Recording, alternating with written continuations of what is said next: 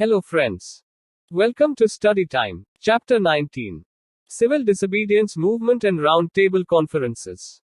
The run-up to Civil Disobedience Movement. Calcutta Session of Congress. It was at the Calcutta session of the Congress in December 1928 that the Nehru Report was approved, but the younger elements led by Jawaharlal Nehru, Subhash Bose and Satyamurthy expressed their dissatisfaction with dominion status as the goal of Congress. Instead, they demanded that the Congress adopt Purna Swaraj or complete independence as its goal. The older leaders like Gandhi and Motilal Nehru wished that the dominion status demand not be dropped in haste, as consensus over it had been developed with great difficulty over the years. They suggested that a 2-year grace period be given to the government to accept the demand for a dominion status. Later, under pressure from the younger elements, this period was reduced to 1 year. Now, the Congress decided that if the government did not accept a constitution based on dominion status by the end of the year, the Congress would not only demand complete independence but would also launch a civil disobedience movement to attain its goal. Political activity during 1929. Gandhi traveled incessantly during 1929 preparing people for direct political action, telling the youth to prepare for the fiery ordeal, helping to organize constructive work in villages and redressing specific grievances on lines of the Bardoli agitation of 1928. The Congress Working Committee (CWC) organized a foreign cloth boycott committee to propagate an aggressive program of boycotting foreign cloth and public burning of foreign cloth. Gandhi initiated the campaign in March 1929 in Calcutta and was arrested. This was followed by bonfires of foreign cloth all over the country. Other developments which kept the political temperature high during 1929 included the Meerut conspiracy case, March bomb explosion in Central Legislative Assembly by Bhagat Singh and B.K. Dutt, April, and the coming to power of the minority Labour government led by Ramsay MacDonald in England in May. And Wedgwood Ben became the Secretary of State for India. Irvin's Declaration, October 31, 1929. Before the Simon Commission report came out, the declaration by Lord Irwin was made. It was the combined effort of the Labour government, always more sympathetic to Indian aspirations than the Conservatives, and a conservative viceroy. The purpose behind the declaration was to restore faith in the ultimate purpose of British policy. The declaration was made in the form of an official communiqué in the Indian Gazette on October 31, 1929. It said, "In view of the doubts which have been expressed both in Great Britain and in India regarding the interpretations to be placed on the intentions of the British government in enacting the Statute of 1919, I am authorized on behalf of His Majesty's government to state clearly that in their judgment it is implicit in the Declaration of 1917 that the natural issue of India's constitutional progress as they contemplated is the attainment of dominion status." However, there was no time scale. The dominion status promised by Irvin would not be available for a long time to come. There was in reality nothing new or revolutionary in the declaration. Lord Irvin also promised a round-table conference after the Simon Commission submitted its report. Delhi Manifesto. On November 2, 1929, a conference of prominent national leaders issued a Delhi Manifesto, which put forward certain conditions for attending the round-table conference. 1. That the purpose of the Round Table Conference should be not to determine whether or when dominion status was to be reached but to formulate a constitution for implementation of the dominion status, thus acting as a constituent assembly, and the basic principle of dominion status should be immediately accepted. 2. That the Congress should have majority representation at the conference, and 3. There should be a general amnesty for political prisoners and a policy of conciliation. Gandhi along with Motilal Nehru and other political leaders met Lord Irwin in December 1929 after the Viceroy had narrowly escaped after a bomb was detonated meaning to hit the train he was travelling in. They asked the Viceroy for assurance that the purpose of the Round Table Conference was to draft a constitutional scheme for dominion status. That was not the purpose of the conference, said Irwin. Viceroy Irwin rejected the demands put forward in the Delhi Manifesto. The stage for confrontation was to begin now. Lahore Congress and Purna Swaraj. Jawaharlal Nehru, who had done more than anyone else to popularize the concept of Purna Swaraj, was nominated the president for the Lahore session of the Congress, December 1929, mainly due to Gandhi's backing. 15 out of 18 provincial Congress committees had opposed Nehru. Nehru was chosen. Because of the appositeness of the occasion, Congress acceptance of complete independence as its goal, and to acknowledge the upsurge of youth which had made the anti-Simon campaign a huge success. Nehru declared in his presidential address, "We have now an open conspiracy to free this country from foreign rule, and you, comrades, and all our countrymen and countrywomen are invited to join it." Further explaining that liberation did not mean only throwing off the foreign yoke, he said, "I must frankly confess that I am a socialist and a republican, and am no believer in kings and princes, or in the order which produces the modern kings of industry, who have greater power of the lives and fortunes of men than even the kings of old, and whose methods are as predatory as those of the old feudal aristocracy." Spelling out the methods of struggle, he said, "Any great movement for liberation today must necessarily be a mass movement, and mass movements must essentially be peaceful, except in times of organized revolt." The following major decisions were taken at the Lahore session. Fifth Circle, the Round Table Conference was to be boycotted. Fifth Circle, complete independence was declared as the aim of the Congress. Fifth Circle Congress Working Committee was authorized to launch a program of civil disobedience including non-payment of taxes, and all members of legislatures were asked to resign their seats. Fifth Circle, January 26, 1930 was fixed as the first Independence Swaraj Day, to be celebrated everywhere. December 31, 1929. At midnight on the banks of River Ravi, the newly adopted tricolor flag of freedom was hoisted by Jawaharlal Nehru amidst slogans of Inqilab Zindabad. January 26, 1930, the Independence Pledge. Public meetings were organized all over the country in villages and towns, and the Independence Pledge was read out in local languages and the national flag was hoisted. This pledge, which is supposed to have been drafted by Gandhi, made the following points. Fifth Circle, it is the inalienable right of Indians to have freedom. Fifth Circle, the British government in India has not only deprived us of freedom and exploited us, but has also ruined us economically, politically, culturally, and spiritually. India must therefore sever the British connection and attain Purna Swaraj or complete independence. Fifth Circle, we are being economically ruined by high revenue, destruction of village industries with no substitutions made, while customs, currency, and exchange rate are manipulated to our disadvantage. Fifth Circle, no real political powers are given, rights of free association are denied to us, and all administrative talent in us is killed. Fifth Circle, culturally, the system of education has torn us from our moorings. Fifth Circle, spiritually, compulsory disarmament has made us unmanly. Fifth Circle, we hold it a crime against man and God to submit any longer to British rule. Fifth Circle, we will prepare for complete independence by withdrawing, as far as possible, all voluntary association from the British government, and will prepare for civil disobedience through non-payment of taxes. By this, an end of this inhuman rule is assured. Fifth Circle, we will carry out the Congress instructions for purpose of establishing Purna Swaraj. Civil disobedience movement, the Salt Satyagraha and other Upsurges. Gandhi's 11 demands. To carry forward the mandate given by the Lahore Congress, Gandhi presented 11 demands to the government and gave an ultimatum of January 31, 1930 to accept or reject these demands. The demands were as follows. Issues of general interest. 1. Reduce expenditure on army and civil services by 50%. 2. Introduce total prohibition. 3. Carry out reforms in Criminal Investigation Department (CID). 4. Change Arms Act allowing popular control of issue of firearms licenses. 5. Release political prisoners. 6. Accept Postal Reservation Bill. Specific bourgeois demands. 7. Reduce rupee-sterling exchange ratio to 1:4D. 8. Introduce textile protection. 9. Reserve coastal shipping for Indians. Specific peasant demands. 10. Reduce land revenue by 50%. 11. Abolish salt tax and government's salt monopoly. With no positive response forthcoming from the government on these demands, the Congress Working Committee invested Gandhi with full powers to launch the civil disobedience movement at a time and place of his choice.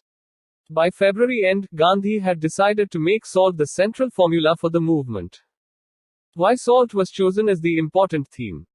As Gandhi said, there is no other article like salt, outside water, by taxing which the government can reach the starving millions, the sick, the maimed, and the utterly helpless. It is the most inhuman poll tax the ingenuity of man can devise. Salt in a flash linked the ideal of Swaraj with the most concrete and universal grievance of the rural poor, and with no socially divisive implications like a no-rent campaign. Salt afforded a very small but psychologically important income, like khadi, for the poor through self-help. Like khadi, again, it offered to the urban populace the opportunity of a symbolic identification with mass suffering. Dandi March, March 12 to April 6, 1930. On March 2, 1930, Gandhi informed the Viceroy of his plan of action. According to this plan, few realized its significance when it was first announced. Gandhi, along with a band of 78 members of Sabarmati Ashram, was to march from his headquarters in Ahmedabad through the villages of Gujarat for 240 miles. On reaching the coast at Dandi, the salt law was to be violated by collecting salt from the beach. Even before the proposed march began, thousands thronged to the ashram. Gandhi gave the following directions for future action. Fill circle wherever possible civil disobedience of the salt law should be started. Fill circle foreign liquor and cloth shops can be picketed. Fill circle we can refuse to pay taxes if we have the requisite strength. Fill circle lawyers can give up practice. Fill circle public can boycott law courts by refraining from litigation. Fill circle government servants can resign from their posts. Fill circle all these should be subject to one condition: truth and non-violence as means to attain Swaraj should be faithfully adhered to. Fill circle local leaders should be obeyed after Gandhi's arrest. The historic march marking the launch of the civil disobedience movement began on March 12, and Gandhi broke the salt law by picking up a lump of salt at Dandi on April 6. The violation of the law was seen as a symbol of the Indian people's resolve not to live under British-made laws and therefore under British rule. Gandhi openly asked the people to make salt from seawater in their homes and violate the salt law. The march, its progress and its impact on the people was well covered by newspapers. In Gujarat, 300 village officials resigned in answer to Gandhi's appeal. Congress workers engaged themselves in grassroots-level organizational tasks. Spread of salt law disobedience. Once the way was cleared by Gandhi's ritual at Dandi, defiance of the salt laws started all over the country. Nehru's arrest in April 1930 for defiance of the salt law evoked huge demonstrations in Madras, Calcutta and Karachi. Gandhi's arrest came on May 4, 1930 when he had announced that he would lead a raid on Dharsana salt works on the west coast. Gandhi's arrest was followed by massive protests in Bombay, Delhi, Calcutta and in Solapur, where the response was the most fierce. After Gandhi's arrest, the CWC sanctioned Fill circle non-payment of revenue in riotwari areas. Fill circle no Chaukidara tax campaign in zamindari areas, and Fill circle violation of forest laws in the central provinces. Satyagraha at different places. A brief survey of the nature of civil disobedience movement in different parts of the subcontinent as given below. Fill circle Tamil Nadu in April 1930, C. Rajagopalachari organized a march from Tiruchirappalli, Trichinopoly as it was called by the British, to Vedaranyam on the Tanjore or Thanjavur coast to break the salt law. The event was followed by widespread picketing of foreign cloth shops. The anti-liquor campaign gathered forceful support in interior regions of Coimbatore, Madura, Virdhanagar, etc. Although Rajaji tried to keep the movement non-violent, violent eruptions of masses and the violent repressions of the police began. To break the Chulai mill strike, police force was used. Unemployed weavers attacked liquor shops and police pickets at Gudiyatam, while the peasants, suffering from falling prices, rioted at Bodinayakanur in Madura. Fill circle Malabar K. Kelippan, a Nair Congress leader famed for the Veka Satyagraha, organized salt marches. P. Krishna Pillai, the future founder of the Kerala Communist movement, heroically defended the national flag in the face of police lathi charge on Calicut beach in November 1930. Fill circle Andhra region district salt marches were organized in East and West Godavari, Krishna and Guntur. A number of Sibirams, military-style camps, were set up to serve as the headquarters of the salt satyagraha. The merchants contributed to Congress funds, and the dominant caste Kamar and Raju cultivators defied repressive measures. But the mass support like that in the non-cooperation movement 1921-22 was missing in the region. Filled Circle Orissa under Gopalbandhu Chowdhury, a Gandhian leader. Salt Satyagraha proved effective in the coastal regions of Balasore, Cuttack and Puri districts. Filled Circle Assam. The civil disobedience failed to regain the heights attained in 1921-22 due to divisive issues, the growing conflicts between Assamese and Bengalis, Hindus and Muslims, and the tensions developing from the inflow of Muslim peasants from the densely populated East Bengal. However, a successful student strike against the Cunningham Circular, which banned students' participation in politics, was seen in May 1930. Chandraprabha Saikyani, in December 1930, incited the aboriginal Kachari villages to break forest laws, which was, however, denied by the Assam Congress leadership. Filled Circle Bengal. The Bengal Congress, divided into two factions led by Subhas Bose and J. M. Sengupta, was involved in the Calcutta corporation election. This resulted in alienation of most of Calcutta Bhadralok leaders from the rural masses. Also, communal riots were seen in Dekcha, now Dhaka, and Kishoreganj, and there was little participation of Muslims in the movements. Despite this, Bengal provided the largest number of arrests as well as the highest amount of violence. Midnapur, Arambagh and several rural pockets witnessed powerful movements developed around salt satyagraha and chowkidari tax. During the same period, Surya Sen's Chittagong revolt group carried out a raid on two armories and declared the establishment of a provisional government. Filled Circle Bihar. Champaran and Saran were the first two districts to start salt satyagraha. In landlocked Bihar, manufacture of salt on a large scale was not practicable and at most places it was a mere gesture. In Patna, Nakhas Pond was chosen as a site to make salt and break the salt law under Ambika Kant Sinha. However, very soon, a very powerful Nochokidari tax agitation replaced the salt satyagraha owing to physical constraints in making salt. By November 1930, sale of foreign cloth and liquor dramatically declined, and administration collapsed in several parts like the Bari region of Munger. The tribal belt of Chotanagpur, now in Jharkhand, saw instances of lower class militancy.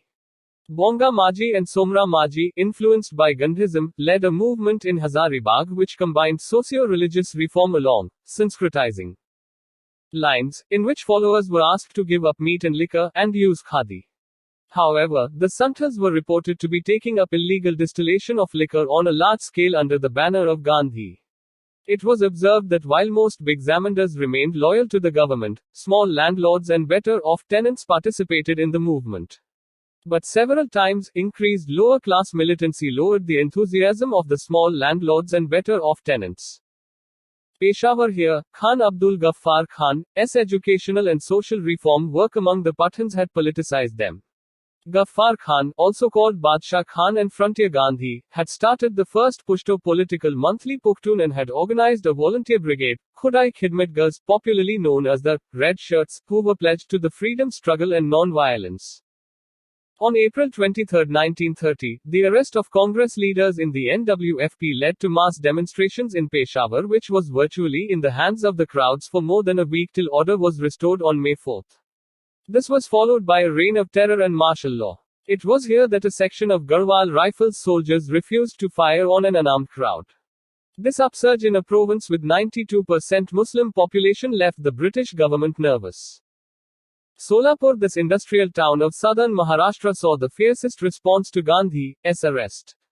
Textile workers went on a strike from May 7 and along with other residents burnt liquor shops and other symbols of government authority such as railway stations, police stations, municipal buildings, law courts, etc. The activists established a virtual parallel government which could only be dislodged with martial law after May 16. Dharsana. On May 21, 1930, Sarojini Naidu, Imam Sahib and Manilal Gandhi's son, took up the unfinished task of leading a raid on the Dharsana salt works. The unarmed and peaceful crowd was met with a brutal lathi charge which left 2 dead and 320 injured. This new form of salt satyagraha was eagerly adopted by people in Vadala, Bombay, Karnataka, Saniketta salt works, Andhra, Midnapur, Balasore, Puri and Cuttack. Gujarat. The impact was felt in Anand, Borsad and Nadiyad areas in Kheda district, Bardoli in Surat district and Jambusa in Bharuch district. A determined no-tax movement was organized here which included refusal to pay land revenue. Villagers crossed the border into neighboring princely states such as Baroda with their families and belongings and camped in the open for months to await police repression. The police retaliated by destroying their property and confiscating their land. Maharashtra, Karnataka, central provinces. These areas saw defiance of forest laws such as grazing and timber restrictions and public sale of illegally acquired forest produce. United Provinces. A no revenue campaign was organized. A call was given to zamindars to refuse to pay revenue to the government. Under a no rent campaign, a call was given to tenants against zamindars. Since most of the zamindars were loyalists, the campaign became virtually a no-rent campaign. The activity picked up speed in October 1930, especially in Agra and Rai Bareli. Manipur and Nagaland. These areas took a brave part in the movement. At the young age of 13, Rani Gadinliu, a Naga spiritual leader, who followed her cousin Haipo Jadonang, born in what is now the state of Manipur, raised the banner of revolt against foreign rule. "We are free people, the white men should not rule over us," she declared. She urged the people not to pay taxes or work for the British, in the tradition established by the freedom struggle. Views. Gandhiji's body is in jail but his soul is with you. India's prestige is now in your hands. You must not use any violence under any circumstances. You will be beaten but you must not resist. You must not even raise a hand to ward off blows. Sarojini Naidu, on the eve of Dharsana Salt Satyagraha. Although everyone knew that within a few minutes he would be beaten down, and perhaps killed, I could detect no signs of wavering or fear. They marched steadily with heads up. Webb Miller, an American journalist, reporting on Dharsana Salt Satyagraha. In the rest of India, as the reformist religious movement steadily turned political, the British authorities caught Haipo Jadonang and hanged him on charges of treason in 1931. A manhunt was launched for Rani Gadinliu. She outwitted the British till October 1932 when she was finally captured. She was later sentenced to life imprisonment. It was the interim government of India set up in 1946 that finally ordered her release from Tura jail. Forms of mobilization. Mobilization of masses was also carried out through Prabhat Feris, Vanar Senas, Manjari Senas, secret patrikas and magic lantern shows. Impact of agitation. 1. Imports of foreign cloth and other items fell. 2. Government suffered a loss of income from liquor, excise and land revenue. 3. Elections to Legislative Assembly were largely boycotted. Extent of mass participation. Several sections of the population participated in the civil disobedience movement. Women. Gandhi had specially asked women to play a leading part in the movement. Soon, they became a familiar sight, picketing outside liquor shops, opium dens and shops selling foreign cloth. For Indian women, the movement was the most liberating experience and can truly be said to have marked their entry into the public sphere. Students. Along with women, students and youth played the most prominent part in the boycott of foreign cloth and liquor. Muslims. The Muslim participation was nowhere near the 1920-22 level because of appeals by Muslim leaders to stay away from the movement and because of active government encouragement to communal dissension. Still, some areas such as the NWFP saw an overwhelming participation. Middle-class Muslim participation was quite significant in Senatta, Tripura, Gaibandha, Bagura and Noakhali. In Dekcha, Muslim leaders, shopkeepers, lower-class people and upper-class women were active. The Muslim weaving community in Bihar, Delhi and Lucknow were also effectively mobilized. Merchants and petty traders. They were very enthusiastic. Traders, associations and commercial bodies were active in implementing the boycott, especially in Tamil Nadu and Punjab. Tribals were active participants in central provinces, Maharashtra and Karnataka. Workers. The workers participated in Bombay, Calcutta, Madras, Solapur, etc. Peasants were active in the United Provinces, Bihar and Gujarat. Government response efforts for truce. The government's attitude throughout 1930 was ambivalent, as it was puzzled and perplexed. It faced the classic dilemma of, damned if you do, damned if you don't. If force was applied, the Congress cried, repression, and if little action taken, the Congress cried, victory.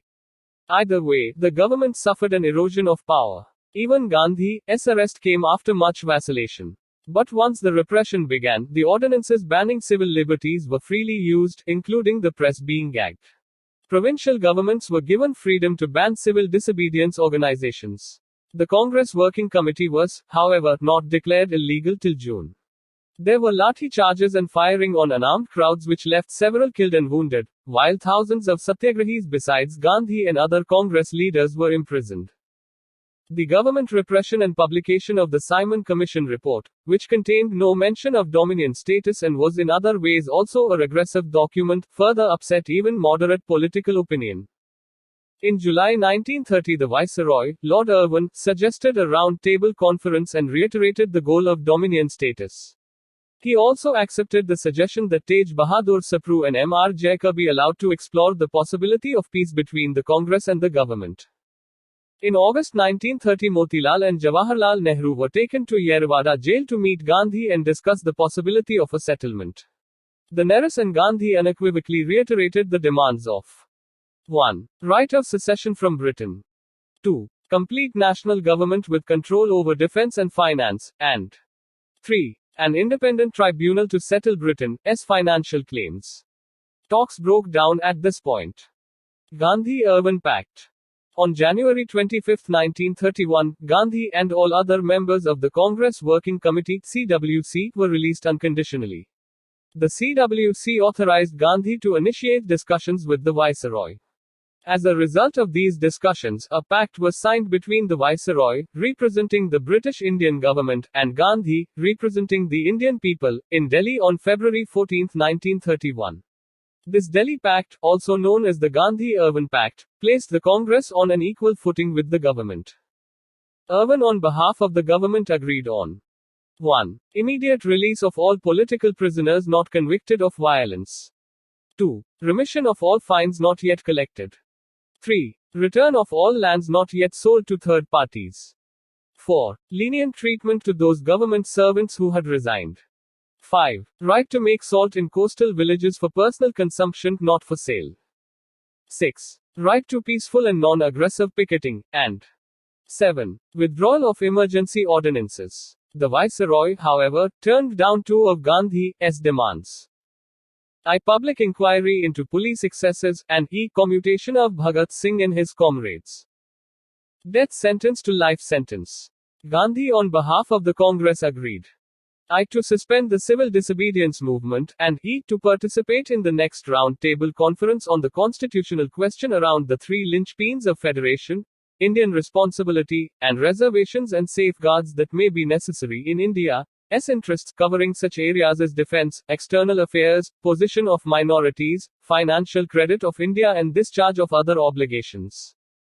Evaluation of civil disobedience movement. Was Gandhi-Irwin Pact a retreat? Gandhi's decision to suspend the civil disobedience movement is agreed under the Gandhi-Irwin Pact was not a retreat, because mass movements are necessarily short-lived. Capacity of the masses to make sacrifices, unlike that of the activists, is limited, and there were signs of exhaustion after September 1930, especially among shopkeepers and merchants who had participated so enthusiastically. No doubt, youth were disappointed. They had participated enthusiastically and wanted the world to end with a bang and not with a whimper. Peasants of Gujarat were disappointed because their lands were not restored immediately. Indeed, they were restored only during the rule of the Congress ministry in the province. But many people were jubilant that the government had been made to regard their movement as significant and treat their leader as an equal, and sign a pact with him. The political prisoners, when released from jails, were given a hero's welcome. Comparison to non-cooperation movement.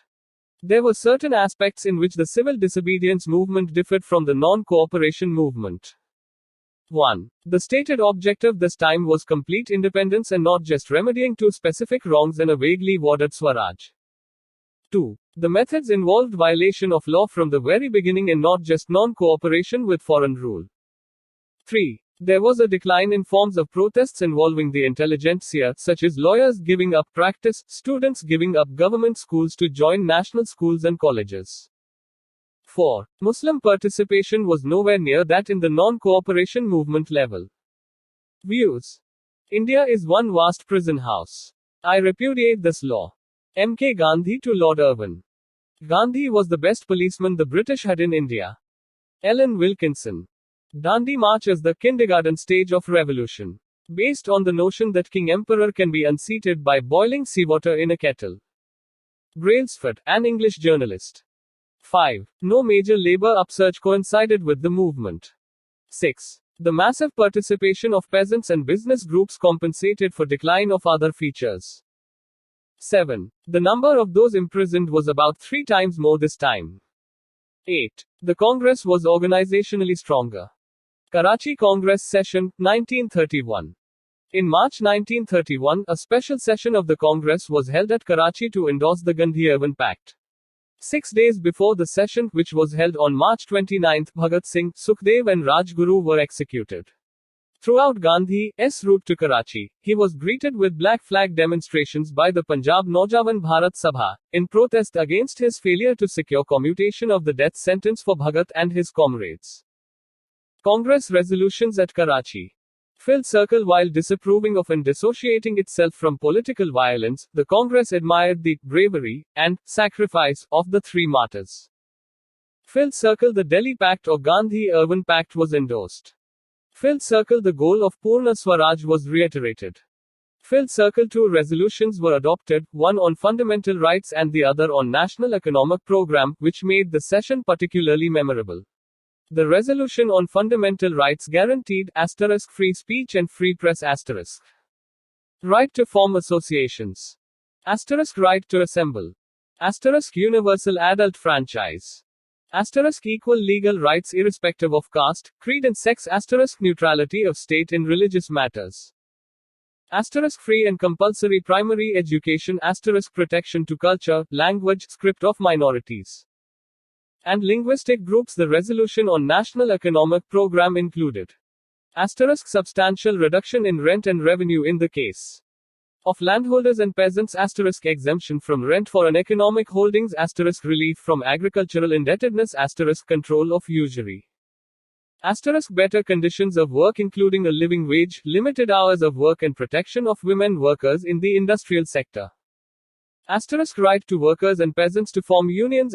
State ownership and control of key industries, mines, and means of transport. This was the first time the Congress spelled out what Swaraj would mean for the masses. In order to end exploitation of masses, political freedom must include economic freedom of starving millions. The Karachi resolution was to remain, in essence, the basic political and economic program of the Congress in later years. The Round Table Conferences. The Viceroy of India, Lord Irwin, and the Prime Minister of Britain, Ramsay MacDonald, agreed that a round table conference should be held, as the recommendations of the Simon Commission report were clearly inadequate. First Round Table Conference. The first Round Table Conference was held in London between November 1930 and January 1931. It was opened officially by King George V on November 12, 1930 and chaired by Ramsay MacDonald. This was the first conference arranged between the British and the Indians as equals. The Congress and some prominent business leaders refused to attend, but many other groups of Indians were represented at the conference. The Indian princely states were represented by the Maharaja of Alwar, Maharaja of Baroda, Nawab of Bhopal, Maharaja of Bikaner, Rana of Dholpur, Maharaja of Jammu and Kashmir, Maharaja of Navanagar, Maharaja of Patiala, Chancellor of the Chamber of Princes, Maharaja of Rewa, Chief Sahib of Sangli, Sir Prabhashankar Pattani, Bhavnagar, Manubhai Mehta, Baroda, Sardar Sahibzada Sultan Ahmad Khan, Gwalior, Akbar Haidari, Hyderabad, Mirza Ismail, Mysore Call. Kailash Narain Haksar, Jammu and Kashmir. The Muslim League sent Aga Khan, the third leader of British Indian delegation, Maulana Muhammad Ali Johar, Muhammad Shafi, Muhammad Ali Jinnah, Muhammad Zafarullah Khan, A.K. Fazlul Haq, Hafiz Ghulam Hussain Hidayatullah, Dr. Shafa, At Ahmad Khan, Raja Sher Muhammad Khan of Domali and A.H. Ghuznavi. The Hindu Mahasabha and its sympathizers were represented by B.S. Munje, M.R. Jaikar and Diwan Bahadur Raja Narendra Nath. The Sikhs were represented by Sardar Ujjal Singh and Sardar Sampuran Singh. For the passes, Firoze Setna, Kovasji Jehangir and Homi Modi attended. Begum Jahanara Shanawaz and Radhabai Subbarayan represented women. The Liberals were represented by J. N. Basu, Tej Bahadur Sapru, C. Y. Chintamani, B. S. Srinivasa Sastry and Chimanlal Harilal Setalwad. The depressed classes were represented by B. R. Ambedkar and Retimalai Srinivasan. The Justice Party sent Akot Ramasamy Mudaliar, Bhaskar Rao Vittojirao Jadhav and Sir A. P. Patron. Labour was represented by N. M. Joshi and B. Shiva Rao. Katie Paul represented the Indian Christians, while Henry Gidney represented the Anglo-Indians, and the Europeans were represented by Sir Hubert Kerr, Sir Oscar de Glanville Burma, T.F. Gavin Jones, C.E. Wood Madras. There were also representatives of the landlords from Bihar, the United Provinces, and Orissa, the universities, Burma, the Sindh, and some other provinces. The Government of India was represented by Narendra Nath Law, Bhupendra Nath Mitra, C.P. Ramaswamy Iyer, and M. Ramachandra Rao. Outcome: nothing much was achieved at the conference. It was generally agreed that India was to develop into a federation. There were to be safeguards regarding defense and finance, while other departments were to be transferred. But little was done to implement these recommendations, and civil disobedience continued in India. The British government realized that the participation of the Indian National Congress was necessary in any discussion on the future of constitutional government in India. Second Round Table Conference. Members of the Indian Liberal Party such as Tej Bahadur Sapru, C.Y. Chintamani and Srinivasa Sastry appealed to Gandhi to talk with the Viceroy. Gandhi and Irwin reached a compromise which came to be called the Gandhi-Irwin Pact, the Delhi Pact. The Second Round Table Conference was held in London from September 7, 1931 to December 1, 1931. The Indian National Congress nominated Gandhi as its sole representative. A. Rangaswamy Iyengar and Madan Mohan Malaviya were also there. There were a large number of Indian participants besides the Congress.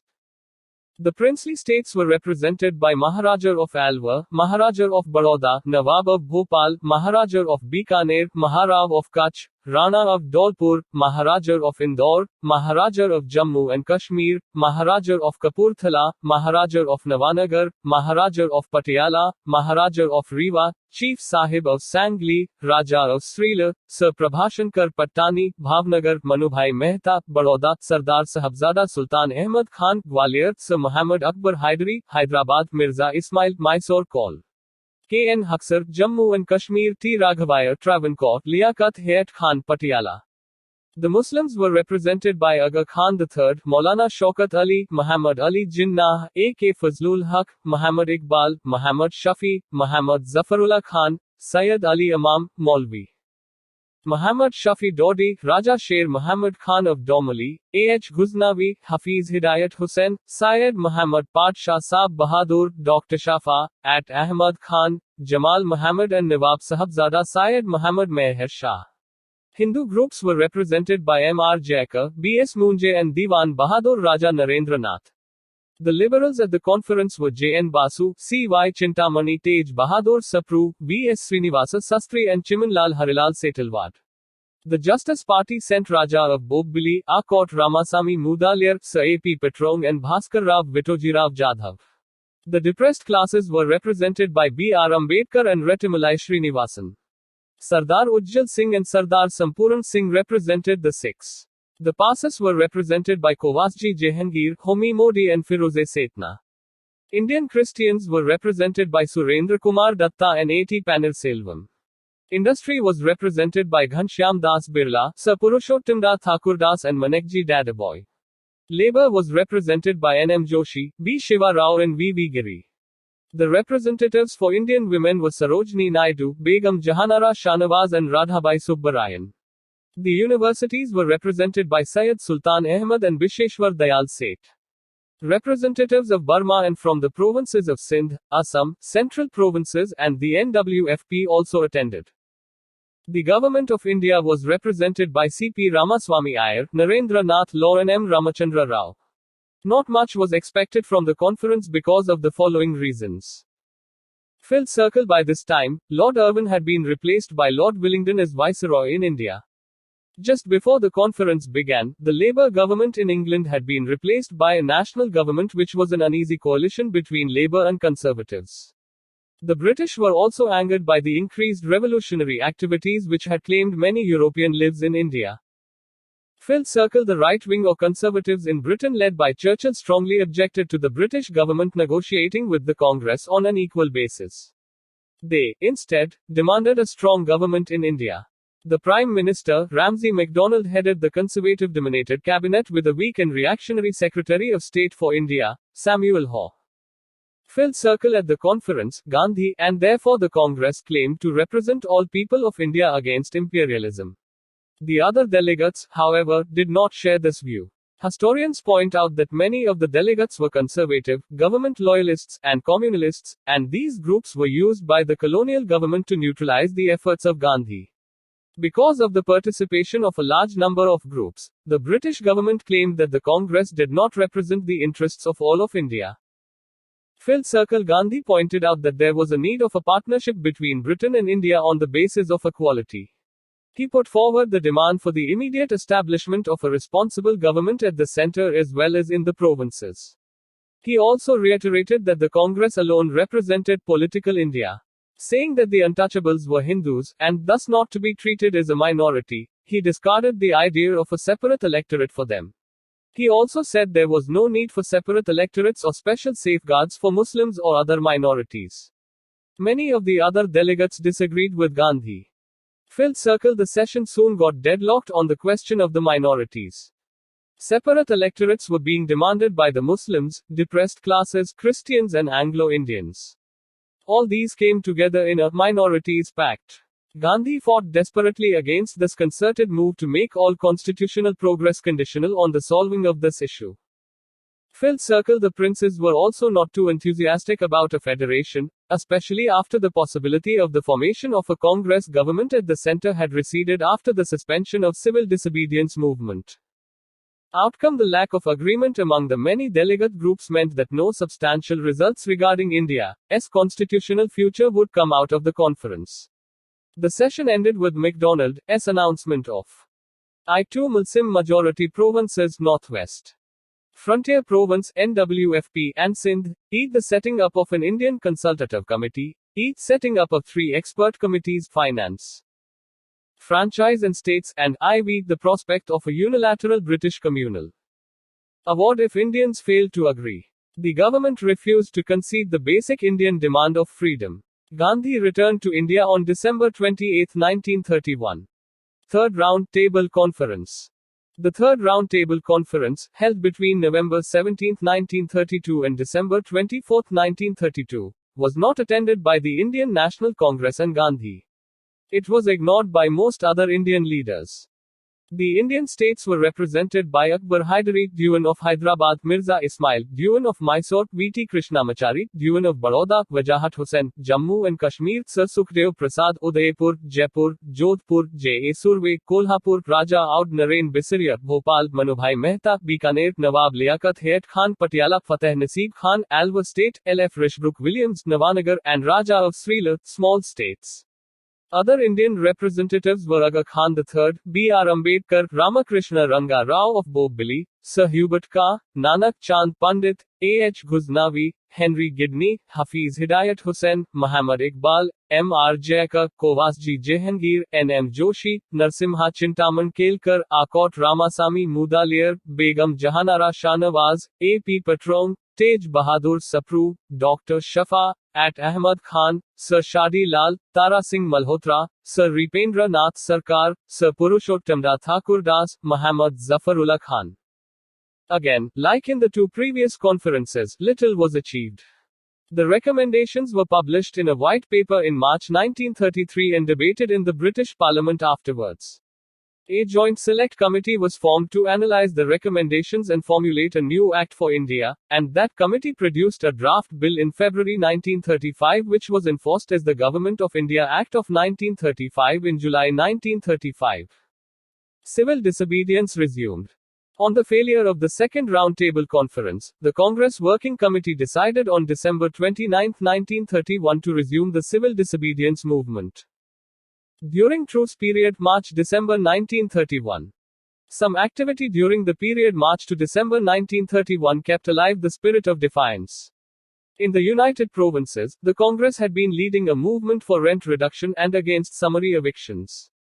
In the NWFP, severe repression had been unleashed against the Khudai Khidmatgars and the peasants led by them who were agitating against the brutal methods of tax collection by the government. In Bengal, draconian ordinances and mass detentions had been used in the name of fighting terrorism. In September 1931, there was a firing incident on political prisoners in Hijli jail. Changed government attitude after second RTC. The higher British officials had drawn their own lessons from the Delhi Pact, which they thought had raised the political prestige of the Congress and the political morale of the people and had undermined British prestige. After the second roundtable conference, the British were determined to reverse the trend. There were three main considerations in British policy. 1. Gandhi would not be permitted to build up the tempo for a mass movement again. 2. Goodwill of the Congress was not required, but the confidence of those who supported the British against the Congress, government functionaries, loyalists, etc., was very essential. 3. The national movement would not be allowed to consolidate itself in rural areas. After the CWC decided to resume the civil disobedience movement, Viceroy Willingdon refused a meeting with Gandhi on December 31. On January 4, 1932, Gandhi was arrested. Government action. A series of repressive ordinances were issued which ushered in a virtual martial law, though under civilian control, or a civil martial law. Congress organizations at all levels were banned, arrests were made of activists, leaders, sympathizers, properties were confiscated, Gandhi ashrams were occupied. Repression was particularly harsh on women. Press was gagged and nationalist literature banned. Popular response. People responded with anger. Though unprepared, the response was massive. In the first 4 months alone, about 80,000 Satyagrahis, mostly urban and rural poor, were jailed. Other forms of protest included picketing of shops selling liquor and foreign cloth, illegal gatherings, nonviolent demonstrations, celebrations of national days, symbolic hoistings of national flag, non-payment of Chaukidar tax, salt satyagraha, forest law violations and installation of a secret radio transmitter near Bombay. This phase of the civil disobedience movement coincided with upsurges in two princely states, Kashmir and Alwar. But this phase of the movement could not be sustained for long because Gandhi and other leaders had no time to build up the tempo, and the masses were not prepared. Finally, in April 1934, Gandhi decided to withdraw the civil disobedience movement. Though people had been cowed down by superior force, they had not lost political faith in the Congress, they had won freedom in their hearts. Communal Award and Puna Pact. The Communal Award was announced by the British Prime Minister, Ramsay MacDonald, on August 16, 1932. The Communal Award, based on the findings of the Indian Franchise Committee, also called the Lothian Committee, established separate electorates and reserved seats for minorities, including the depressed classes, which were granted 78 reserved seats. Thus, this award accorded separate electorates for Muslims, Europeans, Sikhs, Indian Christians, Anglo-Indians, depressed classes, and even to the Marathas for some seats in Bombay. The award was perceived by the national leaders led by the Congress as another manifestation of the British policy of divide and rule. It should be noted here that Dr. B.R. Ambedkar in the past, in his testimony to the Simon Commission, had stressed that the depressed classes should be treated as a distinct, independent minority separate from the caste Hindus. Even, the Bengal Depressed Classes Association had lobbied for separate electorates with seats reserved according to the proportion of depressed class members to the total population as well as for adult franchise. But the Simon Commission rejected the proposal of separate electorate for the depressed classes, however, it retained the concept of reserving seats. In the second roundtable conference held in London, Ambedkar again raised the issue of separate electorate for the depressed classes. Earlier in the conference, Ambedkar had attempted to compromise with Gandhi on reserved seats in a common electorate, but Gandhi, who had declared himself the sole representative of India's oppressed masses, rejected Ambedkar's proposal, and denounced the other delegates as unrepresentative. Further, Gandhi attempted to strike a deal with Muslims, promising to support their demands as long as the Muslims voted against separate electorates for the depressed classes. It is argued that political considerations might have motivated Gandhi to adopt such a stand. But despite such efforts, a consensus on the minority representation could not be worked out among the Indian delegates.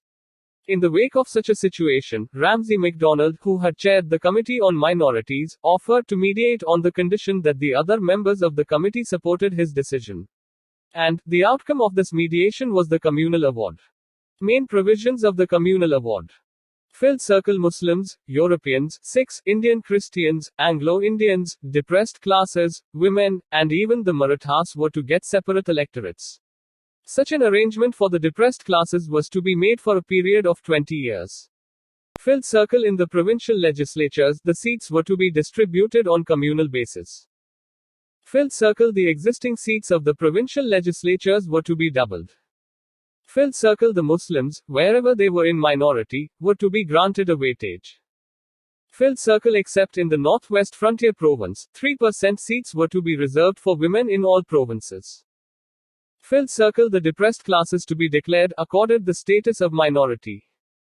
Filled circle, the depressed classes were to get double vote, one to be used through separate electorates and the other to be used in the general electorates. Filled circle, allocation of seats were to be made for laborers, landlords, traders and industrialists. Filled circle, in the province of Bombay, 7 seats were to be allocated for the Marathas. Congress stand. Though opposed to separate electorates, the Congress was not in favor of changing the communal award without the consent of the minorities.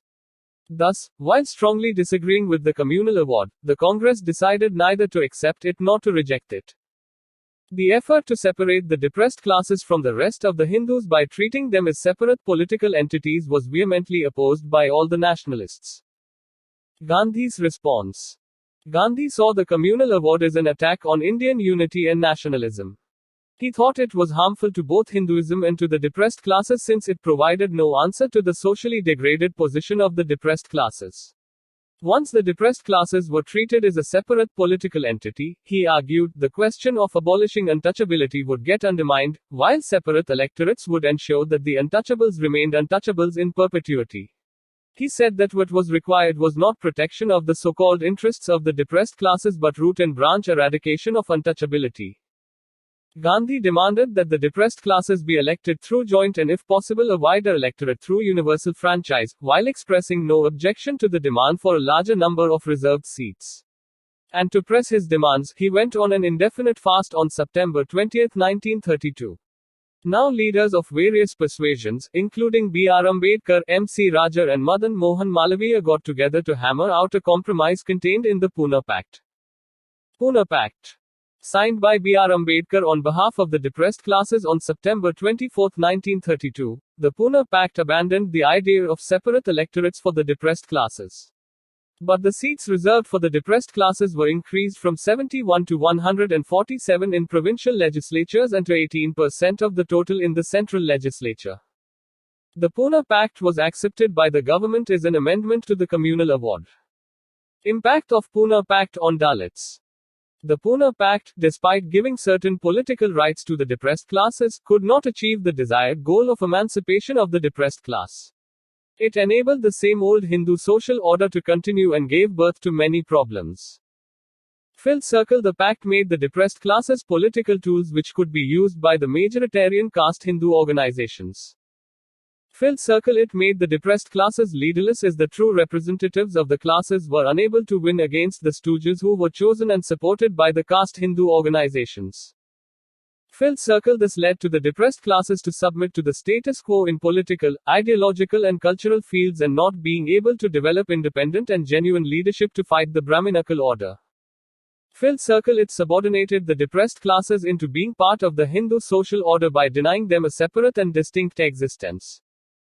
Filled circle, the Puna Pact perhaps put obstructions in the way of an ideal society based on equality, liberty, fraternity and justice. Filled circle, by denying to recognize the Dalits as a separate and distinct element in the national life, it preempted the rights and safeguards for the Dalits in the Constitution of Independent India. Joint electorates and its impact on depressed classes. The Working Committee of the All India Scheduled Caste Federation alleged that in the last elections held under the Government of India Act, 1935, the system of joint electorates deprived the scheduled castes of the right to send true and effective representatives to the legislatures. The committee, further, said that the provisions of the joint electorate gave the Hindu majority the virtual right to nominate members of the scheduled castes who were prepared to be the tools of the Hindu majority. The Working Committee of the Federation, thus, demanded for the restoration of the system of separate electorates, and nullification of the system of joint electorates and reserved seats. Even after signing the Puna Pact, Dr. B.R. Ambedkar continued to denounce the Puna Pact till 1947. Gandhi's Harijan campaign and thoughts on caste. Determined to undo the divisive intentions of the government's divide and rule policy, Gandhi gave up all his other preoccupations and launched a whirlwind campaign against untouchability, first from jail and then, after his release in August 1933, from outside jail. While in jail, he set up the All India Anti-Untouchability League in September 1932 and started the weekly Harijan in January 1933. After his release, he shifted to the Satyagraha ashram in Wardha, as he had vowed in 1930 not to return to Sabarmati ashram unless Swaraj was won. Starting from Wardha, he conducted a Harijan tour of the country in the period from November 1933 to July 1934, covering 20,000 kilometers, collecting money for his newly set up Harijan Sevak Sangh, and propagating removal of untouchability in all its forms. He urged political workers to go to villages and work for social, economic, political and cultural upliftment of the Harijan. He undertook 2 fasts, on May 8 and August 16, 1934, to convince his followers of the seriousness of his effort and the importance of the issue. These fasts created consternation in nationalist ranks, throwing many into an emotional crisis. Throughout his campaign, Gandhi was attacked by orthodox and reactionary elements. These elements disrupted his meetings, held black flag demonstrations against him, and accused him of attacking Hinduism. They also offered support to the government against the Congress and the civil disobedience movement. The government obliged them by defeating the Temple Entry Bill in August 1934. Orthodox Hindu opinion in Bengal was against the acceptance of permanent caste Hindu minority status by the Puna Pact. Throughout his Harijan tour, social work and fasts, Gandhi stressed on certain themes. Filled Circle, he put forward a damning indictment of Hindu society for the kind of oppression practiced on Harijan. Filled Circle, he called for total eradication of untouchability, symbolized by his plea to throw open temples to the untouchables. Filled Circle, he stressed the need for caste Hindus to do penance for untold miseries inflicted on Harijan. For this reason, he was not hostile to his critics such as Ambedkar.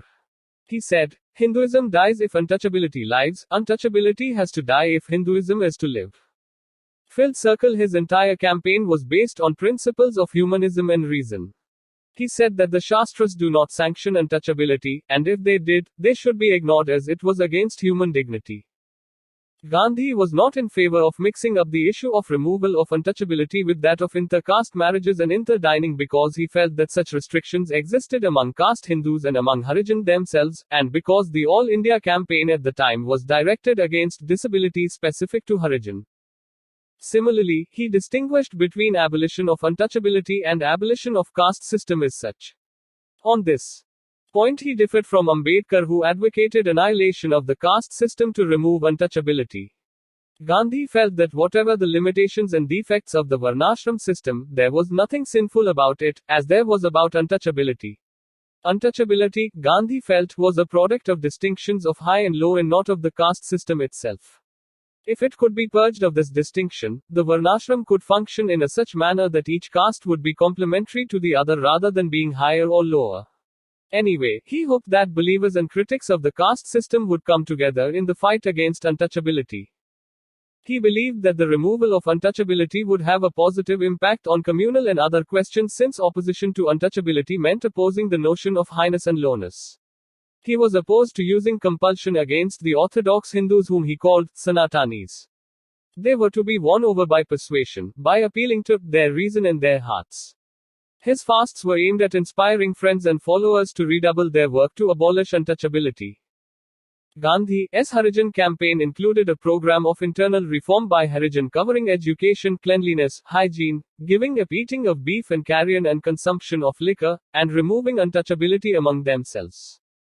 Impact of the campaign. Gandhi repeatedly described the campaign as not a political movement but as being primarily meant to purify Hinduism and Hindu society. Gradually, the campaign carried the message of nationalism to Harijan, who also happened to be the agricultural laborers in most parts of the country, leading to their increasing participation in the national and peasant movements. Ideological differences and similarities between Gandhi and Ambedkar. Gandhi, the principal architect of the Indian freedom struggle, and B.R. Ambedkar, the principal architect of the Constitution of Independent India, shared many ideas, though in many ways they held different beliefs. There is a striking similarity in the symbolism involved in some of the actions of both individuals. The burning of foreign cloth by Gandhi and the burning of Manusmriti by Ambedkar are not to be seen as mere acts of sentiment. Rather, foreign cloth and Manusmriti represented the bondage and slavery for India. So too, a pinch of salt from the ocean, and a drop of water from the Mahat tank were acts of political catharsis and social philosophy. Gandhi believed that freedom was never to be bestowed but to be wrested from the authority by the people who desire it, whereas Ambedkar expected bestowing of freedom by the imperial rulers. The two leaders differed over the nature and scope of democracy as a method of government. Ambedkar advocated parliamentary system of government for independent India, but Gandhi had very little respect for the parliamentary system of governance. Gandhi believed that democracy tends to get converted into mass democracy with a propensity for domination by leaders. Ambedkar was inclined towards mass democracy as it could act as a pressure on the government with the advancement of the oppressed people. As a political and social activist, Ambedkar had certain principles which were very rigid, while Gandhi had no rigidities of ideology or principles except the uncompromising notion of non-violence. Gandhi tried to put forward simple practical alternatives to the political streams of the 20th century like liberalism, communism and fascism. Ambedkar, on the other hand, had a natural inclination for liberal ideology and desired institutional framework and structures. Ambedkar's politics tended to highlight the aspect of Indian disunity whereas the Gandhian politics tried to show the aspect of Indian unity.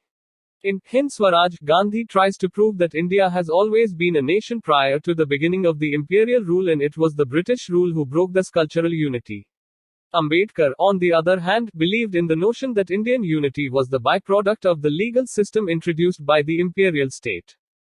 For Gandhi, Gramraj was Ramraj and real independence for Indians.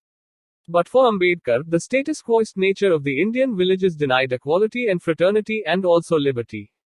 As the scourge of casteism and untouchability was most dominant in the rural areas of India, Ambedkar believed that Gramraj would continue the social hierarchy based on discrimination and inequality. So he vehemently propagated that there was nothing to be proud of the Indian village system. The idea of the use of compulsion or force for social integration as well as social reforms was negated by Ambedkar. But the idea of proper education to make the individual desire for change, reform and integration was the stance where the views of two leaders were the same. The two leaders also differed in their views and approaches in respect of the context of development for deprived classes. For instance, when Gandhi named the depressed classes and the untouchables as Harijan, Ambedkar denounced it as a clever scheme. Thus, when the Depressed Classes League was renamed as Harijan Sevak Sangh by Gandhi, Ambedkar left the organization by claiming that for Gandhi removal of untouchability was only a platform, not a sincere program.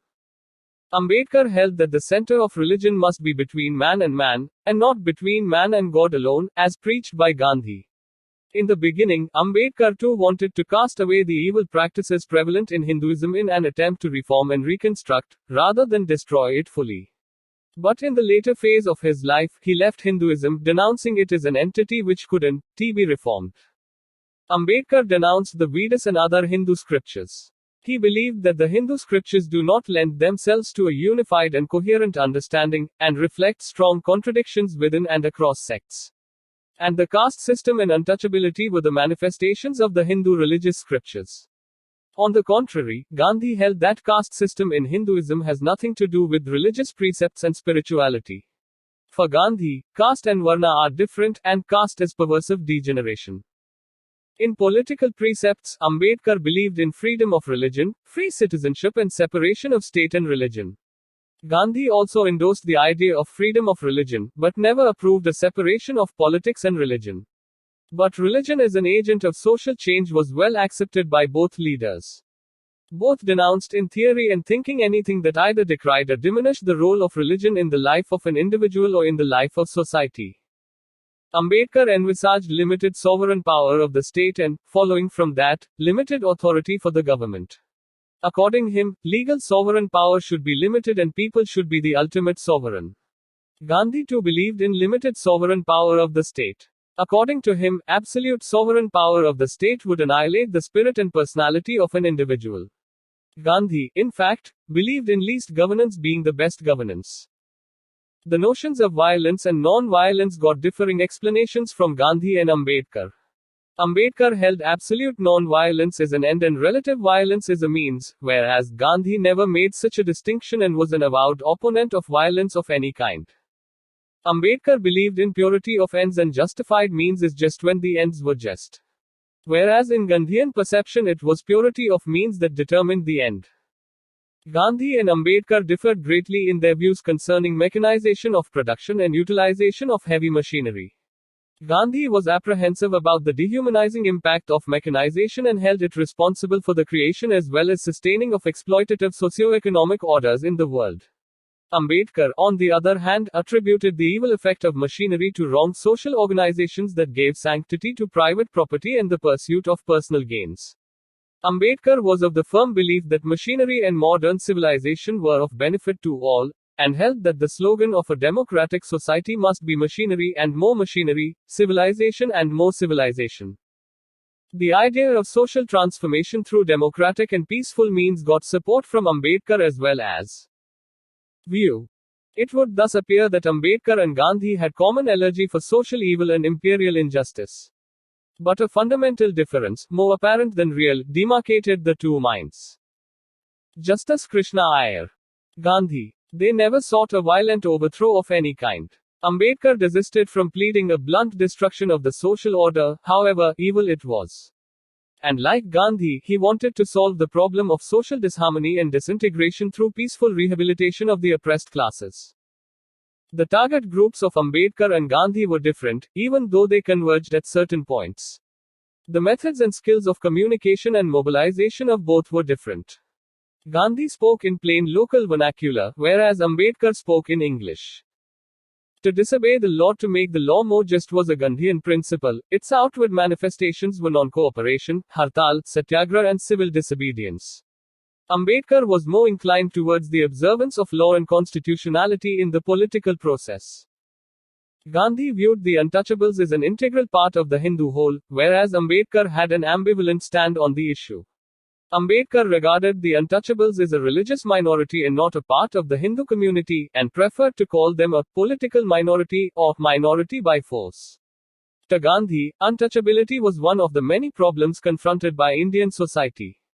To Ambedkar, untouchability was the major problem that captured his sole attention. Ambedkar made an exhaustive study of the problem from the historical angle, while Gandhi was more concerned with the problem in its contemporary situation. Ambedkar wanted to solve the problem of untouchability through laws and constitutional methods, whereas Gandhi treated untouchability as a moral stigma and wanted it to be erased by acts of atonement. Gandhi had little use of legal constitutional modes, he looked to morality and thus supported conscience to remedy the evil. Summary. Filled Circle Calcutta Congress Session, December 1928. 1-year ultimatum to government to accept dominion status or else civil disobedience to be launched for complete independence. Filled Circle Lahore Congress Session, December 1929. Congress adopted complete independence as its goal. Congress decided to launch a civil disobedience movement. January 26, 1930 celebrated as the first Independence Day all over the country. Filled Circle Dandi March 12 to April 6, 1930. Led by Gandhi, resulted in spread of salt satyagraha to Tamil Nadu, Malabar, Andhra, Assam, Bengal. Filled Circle spread of the movement with additional avenues of protest. Khudai Khidmatgars active in NWFP. Textile workers active in Solapur. Salt. Satyagraha in Dharsana. No Chowkidara tax campaign in Bihar. Anti-Chowkidara and anti-Union Board tax in Bengal. No tax movement in Gujarat. Civil disobedience of forest laws in Maharashtra, Karnataka and central provinces. Agitation against Cunningham Circular in Assam. No rent campaign in UP. Mass participation of women, students, some sections of Muslims, merchants and petty traders, tribals, workers and peasants. Filled Circle Gandhi Irwin Pact, March 1931. Congress agreed to attend second RTC and to withdraw CDM. Filled Circle Karachi Congress Session, March 1931, endorsed Delhi Pact between Gandhi and Irvin. Passed resolutions on economic program and fundamental rights. Filled Circle the Round Table Conference. The second RTC right wing in Britain against concessions to Indians. Session got deadlocked on question of safeguards to minorities. Filled Circle December 1931 April 1934, second phase of civil disobedience movement. Filled Circle Communal Award 1932, and Puna Pact provided separate electorates to depressed classes. Nationalists felt this to be a threat to national unity. Gandhi's fast unto death September 1932 led to Puna Pact, which abandoned separate electorates for depressed classes in favor of increased reserved seats for them. Filled Circle Impact of Puna Pact on depressed classes. Filled Circle Joint Electorate and its impact on depressed classes. Filled Circle Differences and similarities between thoughts of Gandhi and Ambedkar. The end. Thank you for listening. Please like, share, comment and subscribe.